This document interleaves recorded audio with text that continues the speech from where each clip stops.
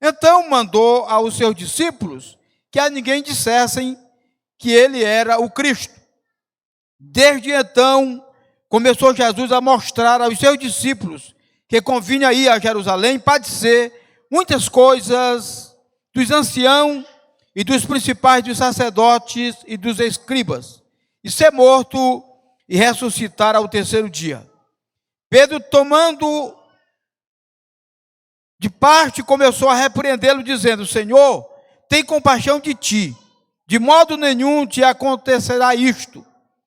Ele, porém, voltando-se, disse a Pedro: para trás de mim, Satanás, que me serve de escândalo, porque não compreende as coisas que são de Deus, mas só as que são dos homens.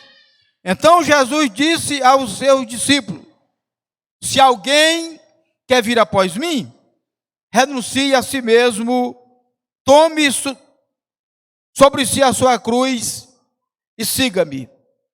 Porque aquele que quiser salvar a sua vida, perdê-la-á. E quem perder a sua vida por amor de mim, achá-la-á. Pois que aproveita o homem ganhar o mundo inteiro, se perder a sua alma? O que dará o homem em recompensa da sua alma? Louvado seja o nome de Jesus. Meus amados irmãos, para aqui esse texto bíblico, Jesus, no cumprimento do seu ministério e andando por todas as partes, realizando milagres, cura, expelindo demônio, ele atraiu as pessoas para estarem ao seu lado.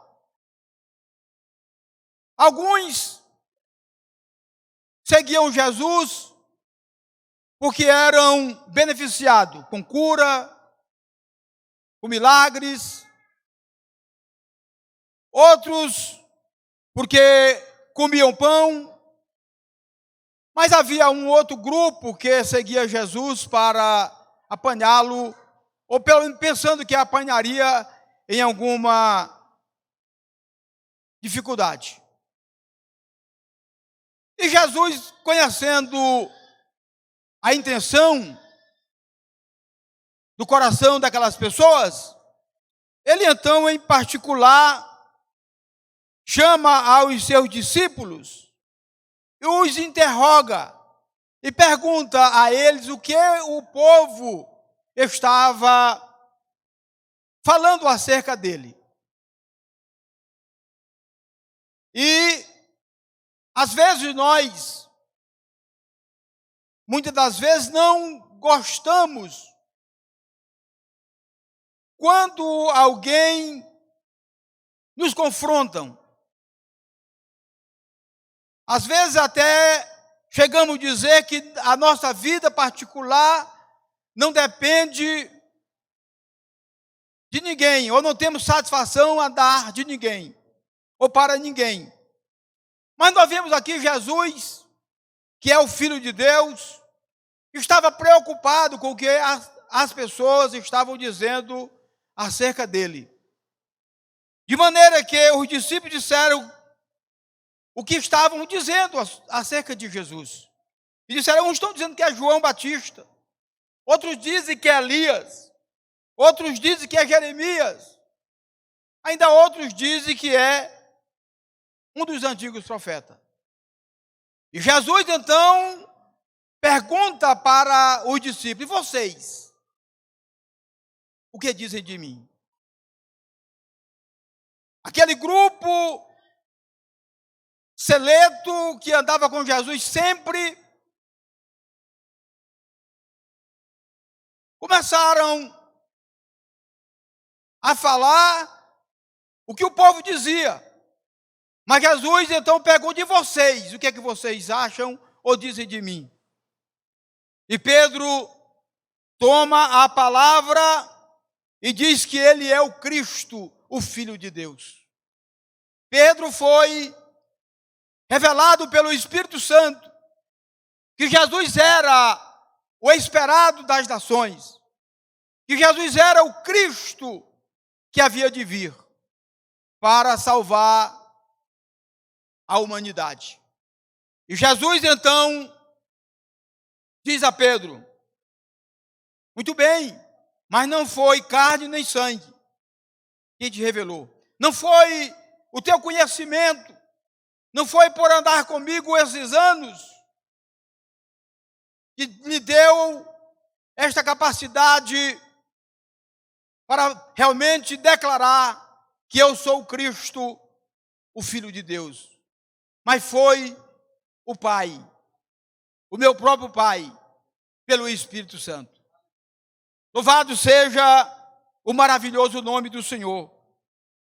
Então, amados irmãos, nós precisamos conhecer o Cristo ao qual nós servimos, ao qual nós declaramos que amamos, pedindo a cada dia ao Pai Celestial que pelo seu Espírito Santo nos revele, na verdade, Cristo a nós, para que nós possamos seguir, para que nós possamos, na verdade, amar, como diz a Bíblia, de todo o nosso coração, de todo o nosso entendimento. Louvado seja o nome do Senhor. O mesmo Pedro que, momento antes, declara que Jesus é o Cristo, o Filho de Deus, quando Jesus passa a narrar o que havia de lhe acontecer, Pedro se deixa, por algum momento, ser influenciado por Satanás e repreende, começa a repreender a Jesus. E Jesus teve que repreender não a Pedro, mas repreender o espírito que levou Pedro a tentar tirar Jesus do plano que o Pai havia estabelecido desde a fundação ou antes da fundação do mundo. Louvado seja o maravilhoso nome do Senhor. Mas o texto que eu quero chamar a atenção nesta noite, meus amados irmãos, é o versículo de número 24, quando Jesus diz: se alguém quer vir após mim, renuncie a si mesmo, tome a sua cruz e me siga. Quando Jesus usou a imagem de seus discípulos carregando a cruz e seguindo, eles entenderam o que Jesus, na verdade, queria dizer. A crucificação era um método romano muito usado nas execuções, onde os condenados carregavam a sua própria cruz pelas ruas até o local designado aonde seriam mortos. Meus amados irmãos, seguir a Jesus requer sacrifício. Mas Jesus disse: se alguém quer ser meu discípulo, negue a si mesmo e tome a sua cruz e me siga. Na verdade, muitos de nós queremos ser discípulos de Cristo, porém queremos fazer a nossa própria vontade. Na maioria das vezes, é como eu disse, não aceita nem sequer ser exortado ou corrigido. Mas seguir a Cristo significa renúncia. Louvado seja o maravilhoso nome do Senhor. Hoje é muito fácil. E nós temos visto, principalmente no meio dos esportistas, as pessoas se declararem evangélicos. Ser evangélico é fácil. Difícil é ser cristão de verdade. Porque nós vemos muitos que dizem serem evangélicos. E muitos são fragados, muitas vezes, em bailes carnavalescos. Muitos são fragados em festas juninas, e outras festas que, na verdade, não é lugar para cristão, não é lugar para crente, que, na verdade, é seguidor de verdade de Cristo. Ser, na verdade, seguidor de Cristo é renunciar, é viver a vida de Cristo. Louvado seja o nome do Senhor. É ir a lugares onde Cristo está presente. Não é que Cristo não esteja em todos os lugares, mas quando eu digo está presente para abençoar, está presente para motivar a que a pessoa, na verdade, esteja ali para dar testemunho, para glorificar o seu nome. É muito fácil ser evangélico, mas difícil, como eu disse, é ser crente, é ser cristão de verdade. É não usar as mesmas coisas que o mundo usa. Ser crente é desprezar as honrarias que o mundo, muitas vezes, para tentar nos atrair, nos dão.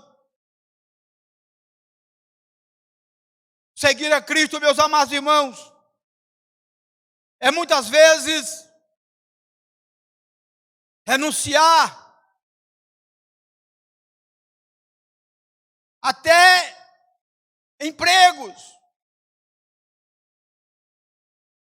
porque muitos empregos em alguns locais não dá para servir a Jesus ou declarar que é servo de Jesus.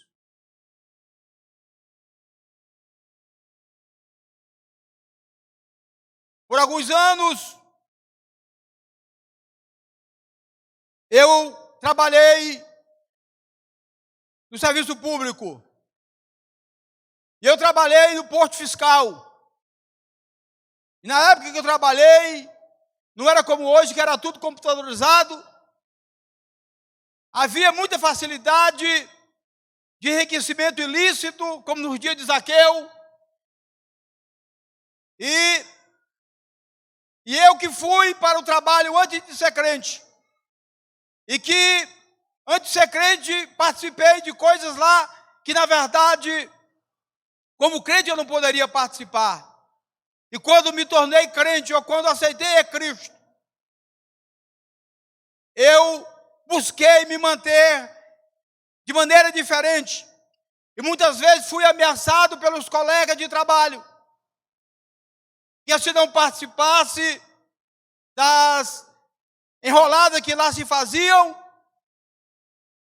me ameaçavam até de me armar em ciladas para que eu pudesse, na verdade, ser acusado, mesmo que eu não participasse.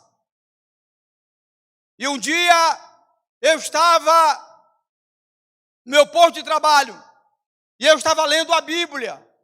Eu levava sempre a Bíblia, a palavra de Deus, para o Porto Fiscal onde trabalhava. Trabalhei aqui na Tabuleta, trabalhei no quilômetro 7. E eu estava lendo a Bíblia quando o diretor administrativo da época foi fazer uma vistoria, porque havia uma história de que alguém havia facilitado a passagem de algumas carretas de cereais. E ele foi fazer uma visita ali no intento de descobrir, na verdade, as pessoas que haviam facilitado. E eu estava lendo a Bíblia e ele passou assim e disse: que livro é esse? Aí eu fechei assim, ele viu Bíblia Sagrada. Ele disse: se todos lessem a Bíblia e obedecessem a Bíblia, nós não tínhamos corrupção no mundo. E aí eu aproveitei aquela oportunidade. Eu gostaria de falar em particular com o Senhor. E eu que vinha sofrendo perseguição naqueles dias, por conta dos colegas que antes participavam, que eu participava com eles, de atos que não eram lícitos.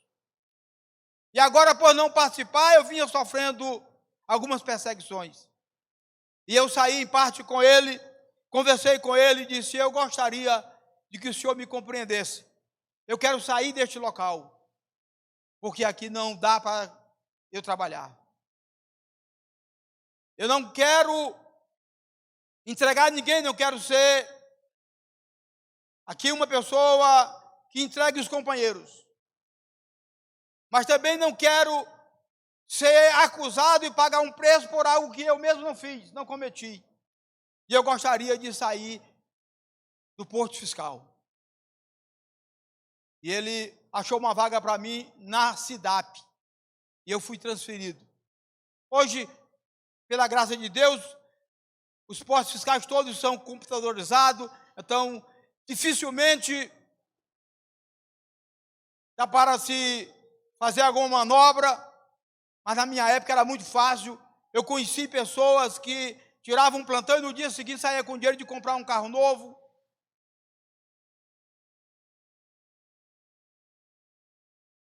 Mas quando me identifiquei como cristão, quando aceitei a Cristo como Salvador, eu vi que não era possível ficar ali, porque eu era perseguido por não concordar mais com o erro que antes praticava, e eu estava me sentindo ameaçado. Então, meus amados irmãos, ser crente, seguir a Cristo, requer, na verdade, renúncia, requer mudança. Louvado seja o nome maravilhoso do Senhor. Então, precisamos entender o que Jesus quer dizer neste versículo. Aquele que quiser salvar, aquele que quiser me seguir, ou ser meu discípulo, negue-se a si mesmo. Tome a sua cruz e me siga. É necessário, meus amados irmãos, para ser crente de verdade, estar disposto a sofrer. A sofrer por causa do nome do Senhor Jesus Cristo. No princípio da fé, a igreja primitiva, muitos irmãos foram torturados, foram queimados, foram cerrados ao meio, porque na verdade eles viviam a essência da palavra de Deus, eles viviam a vida de Cristo, louvado seja o nome do Senhor. O versículo 10, versículo 39, do capítulo 10 de Mateus diz assim: quem achar a sua vida, perdê-la-á. E quem perder a vida por amor de mim, achá-la-á. É necessário, muitas vezes, a gente perder para continuar servindo ao Senhor Jesus Cristo. Muitas vezes você é criticado porque você não vai ao baile. Você muitas vezes é criticado porque não aceita a participar de uma roda de samba. E ele diz que você está perdendo a vida. E de certo ponto está perdendo. Mas está perdendo aqui para ganhar a verdadeira vida, que é a vida eterna. Louvado seja o nome do Senhor. É desprezando os prazeres do mundo que nós ganharemos a vida eterna, o direito de estar com Cristo. Louvado seja o nome do Senhor. Hoje, meus amados irmãos, a gente, como pastor de igreja, sofre e temos preocupações. Porque no princípio, não muito distante dos dias em que vivemos, irmãos e irmãs eram notados aonde chegavam como crentes, por causa da sua conduta, por causa da maneira de se portar e de se comportar. Hoje, infelizmente, a gente quase não vê diferença entre os crentes e aqueles que vivem na prática comum do pecado. Um dia desse, eu estava no shopping com outro colega e de repente eu avistei uma irmã que vinha em nossa direção. E eu fiquei orando em espírito, porque o pastor, o colega que estava comigo, não era dos nossos, não era de Teresina. E eu fiquei orando em espírito para que aquela irmã não me enxergasse, para não me cumprimentar com a paz do Senhor. Ela vinha vestido em uma calça lycra, toda marcada, uma blusa sem manga, com parte dos seios de fora. E eu fiquei orando, falo sério aos irmãos, fiquei orando para que aquela irmã, não era da nossa igreja, graças a Deus que não era, mas é da Assembleia de Deus. E eu fiquei orando e pedindo misericórdia, para que ela não me viesse cumprimentar. E ela passou por um outro lado, e eu adorei e glorifiquei o Senhor naquele dia. Porque, na verdade, meus irmãos, nós como crentes, nós temos que viver de maneira diferente. Havia uma época em que uma mulher crente se trajava de maneira decente, tinha compostura, tinha postura, mas hoje não é assim. A maioria, permitam-me a franqueza, das nossas irmãs da Assembleia de Deus, já não se veste mais com decoro, não se veste mais como verdadeiras santas de Deus. Alguns defendem que uma calça veste melhor do que uma saia, só se for uma mini saia, porque uma saia bem comporta, não veste. Eu estive em Recife, eu vou sempre usar agora Recife. A Camila está lá, ela sempre está vindo aqui, e os irmãos, a Camila já era aquele tipo ali. Mas, certamente, algumas roupas que ela levou daqui, ela não pode usar em Recife, porque ela não usa uma saia no joelho, tem que ser no meio da perna. As mulheres se trajam de maneira decente, os homens também. Em Recife você não vê um jovem vestido de uma roupa, numa camisinha apertada, numa calçazinha, que muitas vezes para tirar dá dificuldade. Não. Eles se vestem de maneira decente. Eles são reconhecidos. Em qualquer lugar que chegam, eles são reconhecidos como crentes, que glorificam, que adoram o nome do Senhor.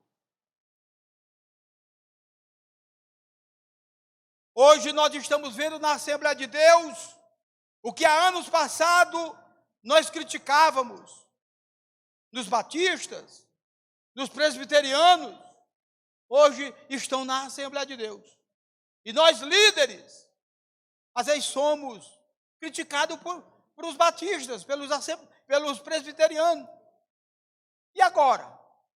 Vocês afrouxaram as rédeas? Perderam a autoridade? Perderam a capacidade de conduzir o rebanho? Porque nas Assembleias de Deus, amados irmãos, já existem algumas, aqui mesmo em Teresina, que algumas irmãs já vão de calças compridas para a igreja. E de calças compridas, muitas vezes, que não é toda mulher lá do mundo que usa. Já estão vindo, muitas delas, blusas sem mangas.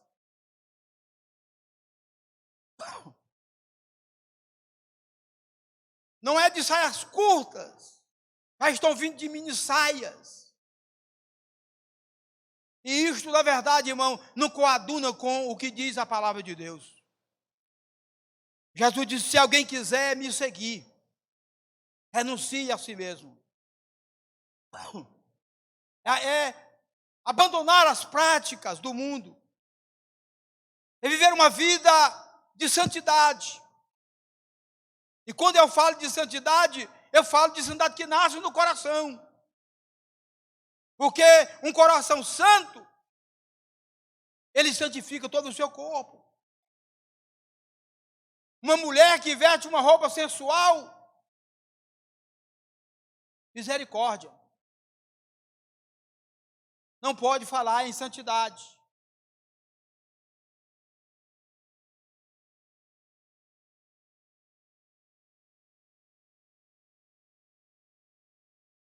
Hoje a gente vê obreiros andando no shopping, bermudas. Coisa que no passado, muitas vezes nem para trabalhar não se usavam.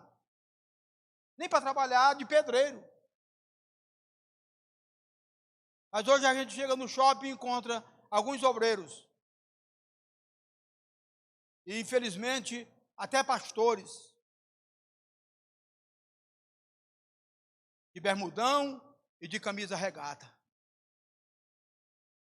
Muitas vezes com a camisa do seu time do coração. Misericórdia, meus irmãos.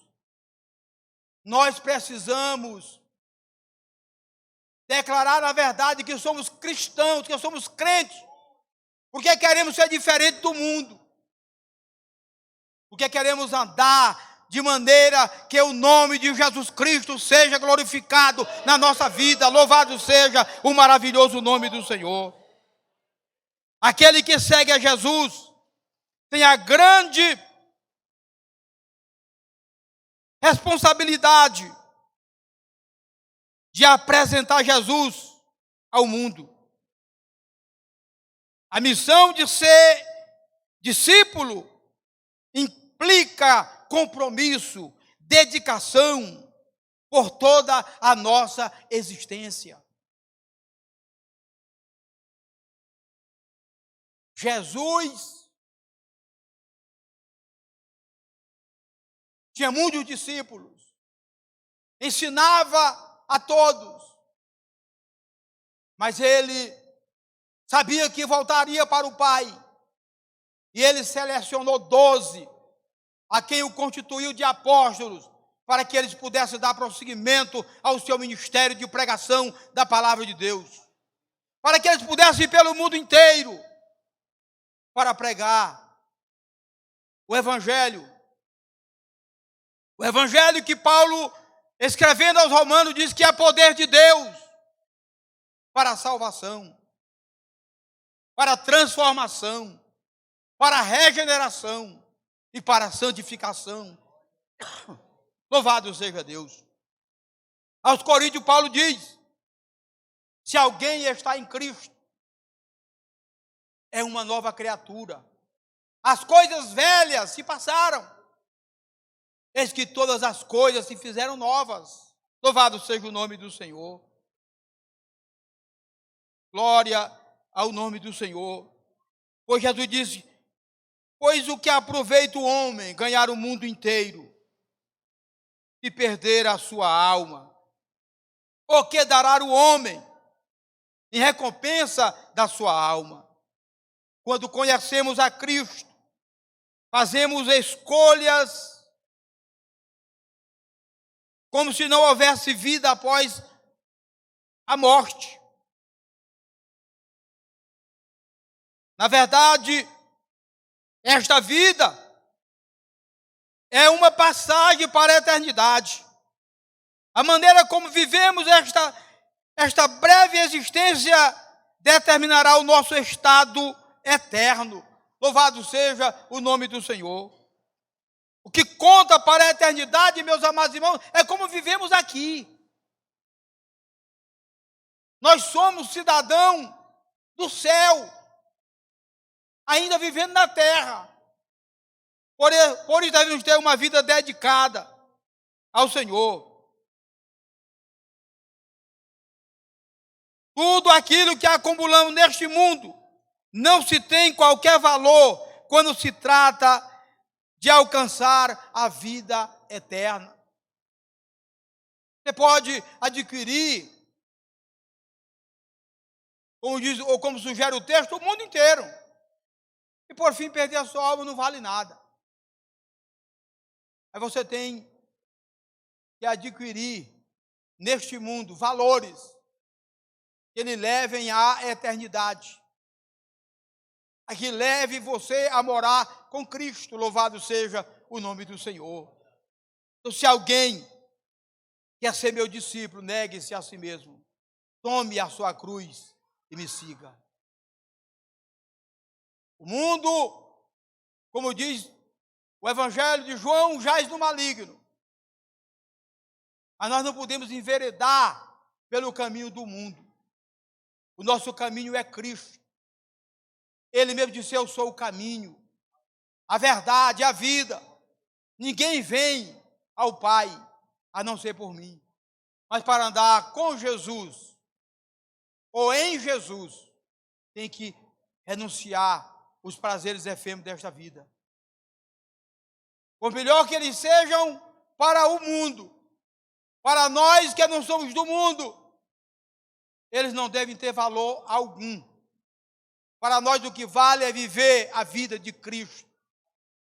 Louvado seja Deus. Paulo diz: sede, pois, meus imitadores, como eu sou de Cristo. Aos Efésios ele diz: sede, pois, imitadores de Deus, como filhos amados. E o filho sempre quer parecer com o pai. Então temos que parecer com Cristo. E para parecer com Cristo temos que renunciar os prazeres do mundo. Satanás levou Jesus para a tentação e lhe fez promessas mirabolantes. Que para o mundo era muito boa. Chegou a dizer que ele dava até a glória do mundo todo, como se ele tivesse alguma coisa. Mas Jesus, o Filho de Deus, o Deus encarnado, ele não aceitou, porque ele tinha um propósito: nos salvar. E para nos salvar, teria que ser levado à cruz. Ele levou a sua própria cruz, para que você, irmão Arlindo, para que eu, para que nós fossemos salvos. E se nós queremos, meus amados irmãos, que o mundo seja salvo, nós temos que nos distanciar do mundo. Distanciar, que eu estou falando, não é deixar de estar entre as pessoas não. É estar entre eles, mas vivendo de maneira diferente. Para que eles possam ver em nós a glória de Deus. Você não pode falar para alguém que Jesus salva e você não é salvo. Se a sua conduta, a sua maneira de viver, a sua maneira de vestir, a sua maneira de tratar os negócios não estiver de acordo com a palavra. É isso que faz a diferença. É alguém poder tratar de negócio com você e dizer: fulano de tal, na verdade, é crente. Ele cumpre com os seus negócios à risca. Porque ele tem um nome a zelar. Louvado seja o nome do Senhor. Portanto, se alguém quer vir após mim, negue-se a si mesmo. Tome sobre si a sua cruz e me siga. Se você quer ser discípulo de Jesus, você tem que andar com ele cada dia. Aonde quer que você for, o mundo tem que ver Jesus em você, para que o nome de Deus seja glorificado. Amém? De pé, meus irmãos, oremos ao Senhor nosso Deus.